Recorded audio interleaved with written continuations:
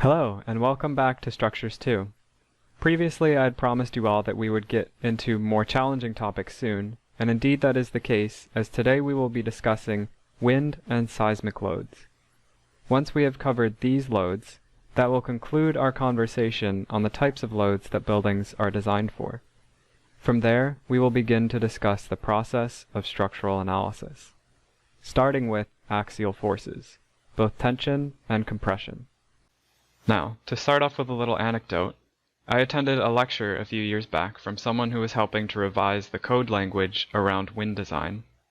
He told us that the main reason for his task was because code language around wind had become so complex that no one could understand it.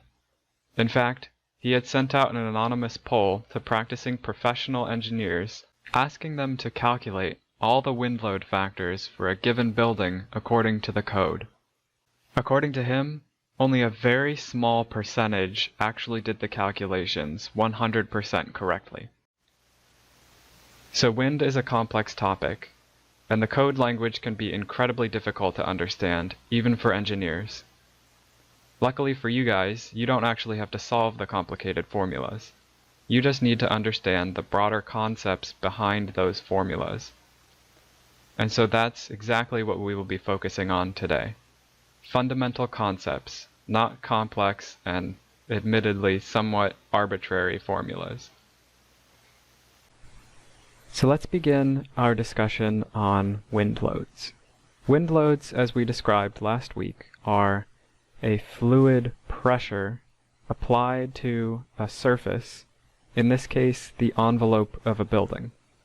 And if we look at our code language here, we can see that there are two primary aspects of a building that need to be designed for wind load. First, we have the main wind force resisting system, and this would be the primary structural system of the building. We also have all components and cladding need to be designed and constructed to resist wind loads. Components and cladding, of course, refers to the architectural components, such as the facade or the roofing. Now, if we continue to scroll down a little further, we can see that the code defines various procedures for calculating wind loads. And these first three here are all theoretical or analytical. And it is these analytical procedures that we will mainly be discussing today. However, in addition to the analytical procedures, we also have the wind tunnel procedure. This is a more direct means of acquiring wind pressures. And wind tunnel procedures are a lot like what you may have already seen in some car commercials, where you basically have this chamber and a giant fan at one side blowing wind in one direction. And in the case of cars, you would have a car here, and you would be analyzing the aerodynamics of the shape of the car and how the wind flows around the car.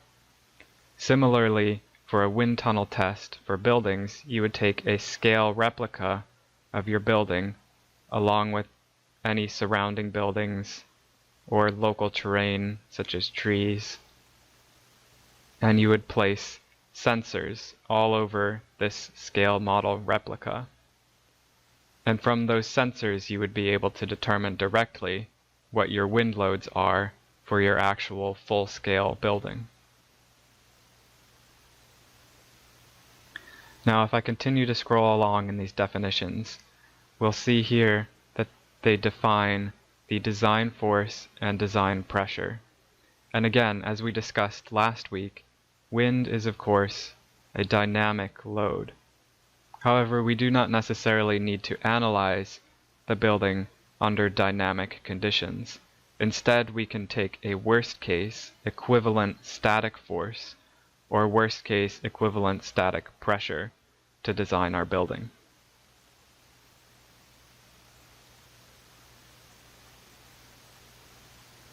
So now to switch back to our OneNote document. Let's start by asking, what are the parameters that control wind load? Well, the first and probably most obvious parameter would be the wind speed. It's important to note that wind speed is not the same as wind pressure. Wind speed is just one parameter that controls wind pressure or wind load. But as you can imagine, different locations around the world will have different wind speeds. For example, a building built along the coastline of Florida will have drastically different wind speeds and therefore different wind pressures than a building built in the middle of Nebraska. So wind speeds are one important parameter that control wind load. Next, we have terrain. Buildings, of course, are not all built at sea level. Some are built on top of hills, or ridges, or escarpments, and that geography has an impact on the wind speed and the wind pressure. As wind travels along the ground and hits a ridge or a hill, it speeds up as it goes over the hill, and pressure increases. Therefore, a building built on level ground here would have a lower pressure than a building built on top of this hill. Next, we have surrounding buildings and obstructions. Obstructions, of course, could be foliage, like trees. So a house built in the middle of a field is going to have different wind pressures than a house built in the middle of the forest. Also, when we talk about cities like New York or Chicago, which have very tall buildings built on a grid pattern, the tall buildings, of course, obstruct the wind and direct it into the streets. And in these streets, we can have very, very high wind speeds. And if you build a building right at the end of one of these long streets, you will notice that the wind pressure is much higher due to the wind tunnel effect. Next, we have building size and geometry. Of course, a very tall building is going to have very different wind loads than a long, short, horizontal building. Curvature also plays a role into the wind loads, as well as the shape of the roof. And we will be talking more about this parameter in detail later. Lastly, we have the structural system itself plays a role in the wind load, specifically the flexibility of that structure. And later we will be discussing whether wind loads increase or decrease with more or less flexibility. So let's start with our first parameter, which was wind speed. How do we determine what wind speed to design for? So for example, hurricane or tornado force winds. That would be a worst case possible scenario. But should we design all buildings for tornadoes and hurricanes, even buildings that aren't likely to see those types of forces? Well, that would be a question mainly for the judgment of the engineer or for the owner. But for the code itself, there are only specific regions that will design for these worst-case possible tornadoes and hurricanes. So what the code provides for us are these wind speed maps. And there are quite a few of them, depending on the type of building that you're designing. So for example, there will be different wind speed maps to use when designing a large hospital versus a single-family home. But you can see here that the wind speed is consistent across most of the United States at 115 miles per hour. The only places where it changes are along the coastlines here, where at the tip of Florida it will reach 180 miles per hour. If we are building a building down here in Florida, there will also be separate criteria for hurricane design wind speeds. So what are these wind speeds based on? Well, for this map, which happens to be a map used for strength level design, these wind speeds are based on a 700-year mean recurrence interval, or MRI. And mean recurrence interval is a probability term, meaning that every year there is a 1 in 700 chance of exceeding this wind speed. So, to reiterate, it's not that this wind speed will be exceeded every 700 years, but rather every year there is a 1 in 700 chance of exceeding 115 miles per hour. Now, last week we talked about how strength design is not the only limit state that we use for designing structures. There is also serviceability. Strength design is, of course, very important because it has to do with life safety. And so we need to make sure that we're using the absolute highest reasonable force when designing for strength. However, serviceability is different. Serviceability is, of course, for comfort and durability of the building, which, while important, are not necessarily as important as life safety. And of course, if we exceed our level of comfort temporarily, it is much less drastic of a situation than if we exceed our life safety requirements. And so you can see here that our serviceability wind speeds are based on much lower MRI. And in the back of ASCE 7, there are separate wind speed maps for 25 MRI, 50-year MRI, or 100-year MRI. And it's up to the engineer to decide which map they wish to use, or the owner may require them to use one of them. So for example, if the owner only plans on having the building around for a few years before they tear it down and build a newer facility, then the engineer will likely use one of these two wind speed maps. However, if it's a building that's going to last the owner a long time, for example, a hospital, then the owner may require the engineer to use this 100-year MRI. Next, we can see here a figure that I pulled out of ASCE 7 regarding terrain. As we mentioned previously, wind has a tendency to speed up over hills or ridges or escarpments, especially down toward the ground level. Keep in mind here with this graphic, this hatched region here is the increase in speed, and the total speed profile looks like this. And so you can see here that the speed has increased dramatically toward the ground level. Next, we have building size and geometry. And this is where we will start to talk about the actual wind pressures on the building. So if we have a building shaped like this, and wind hitting it from this side, you can see the different pressure profiles that will form on the elevation and plan of this building.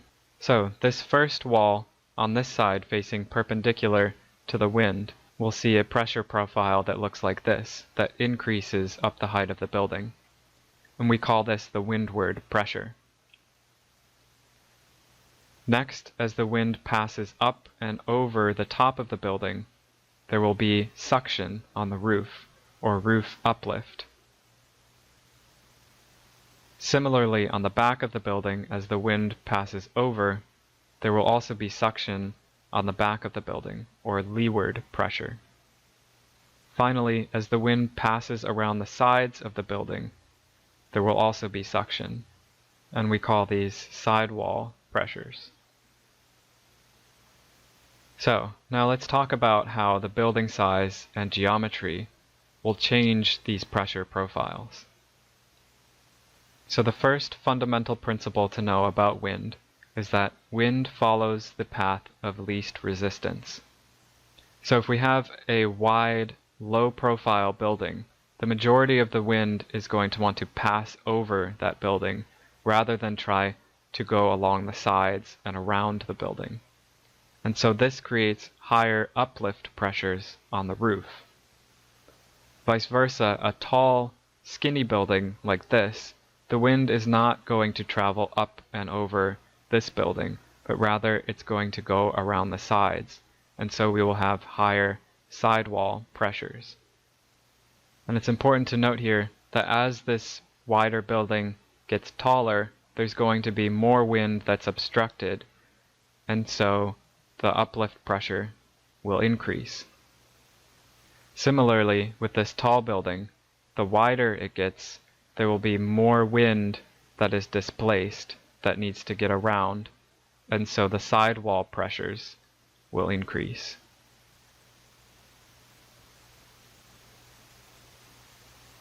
So to summarize, as buildings get bigger, more airflow is obstructed and loads increase. Now, let's talk a little more specifically about how the plan of a building can impact wind pressures. And for this, we need to define two parameters. First, we have the length b, which is always perpendicular to the direction of the wind. Next, we have the length L, which is always parallel to the direction of the wind. So when we have a building shaped like this, that is significantly longer in one direction, the B direction in this case, than the L direction. So we can see here with this building that as the wind hits the windward face of the building and is displaced and moves around the side of the building and detaches from this corner, again creating sidewall pressures, we can see that the wind flow continues to move past and beyond this building, creating this area of turbulence behind the building. And this turbulent area creates very high leeward pressures on the back of the building. Conversely, if we have a building that has a longer length, at least equivalent to its width in this direction, we can see here that the wind again displaces off of this corner, but then reattaches here, and so there is less turbulence behind the building, and therefore much lower leeward pressures.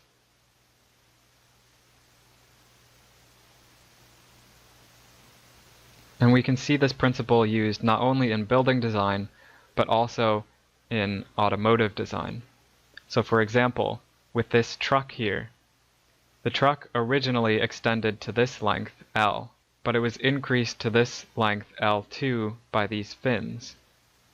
And of course, the reason they did this is to increase the length of the truck parallel to the wind, which gives them a larger L over B ratio and decreases the amount of leeward pressure or drag on the back of the truck. Now, of course, not all buildings are perfectly square or rectangular. In fact, very, very, very few are. So, how do we deal with these changes in geometry? So, for example, if we have a building shaped like this and wind coming from this direction, is this a second windward wall back here? Or is it blocked by this wall, therefore having lower pressure? Well, if we look at this dimension here compared to the height of the building, we can determine whether or not this should be considered a second windward wall. And in fact, if this distance is more than twice the height of the building, yes, we will have windward pressure on this wall. And basically what that means is that the wind will pass up and over this leg of the building, and it will have enough distance to come back down to hit this facade here. Whereas if that distance were less than twice the height, the majority of the wind would pass up and over the whole length of the building. Now lastly, let's talk briefly about the structural system. The structural system itself has an impact on wind load. And of course, this makes things especially difficult when calculating wind loads for a building, because of course, we're starting our design with nothing. So, how do we design a structural system for a wind load if the wind load is based on the final structural system? So you can see that this becomes somewhat of an iterative process between the two. We may calculate an initial wind load for a building and design our structural system based off of that wind load. But then, in a second round of analysis, we may find that the wind load has increased, and therefore we need to change our structural system. And this process can go back and forth until we finally arrive at a final structural system that works for the given load. This type of iteration is usually only necessary for very tall, slender buildings like skyscrapers. For a typical building, your assumed initial load will likely still end up being roughly the same as your final wind load. So let's start off with this question here. Concrete has more stiffness than wood. So if we designed the same 3-story building with wood versus concrete, how would the wind load change? Well, let's talk briefly about vibration and frequency. So as we stated previously, wind load is a dynamic load that causes dynamic motion in a building. And depending on the flexibility of the building, that motion will be different. For example, if this building were built out of wood, the more flexible material, it may displace 3 inches on either side. And if we plotted its displacement on a graph, we would see that it would displace 3 inches this way, and then 3 inches in this direction, back and forth, back and forth, back and forth. Whereas the concrete building, on the other hand, the more rigid building, may displace only an inch on either side. And so, its displacement graph may look something more like this, where its displacement is very little, and also the period, or the time between each amplitude, will be much shorter for the rigid building. And I realize that some of you may be new to this or haven't seen graphs like this in a while, so let's just briefly go over what we're talking about with these graphs. So when we're mapping dynamic motion like this, we have our displacement on one axis, time on the other axis. And we get this sine wave that looks like this. And where this wave hits its peak or its trough down here, those are the peak amplitudes.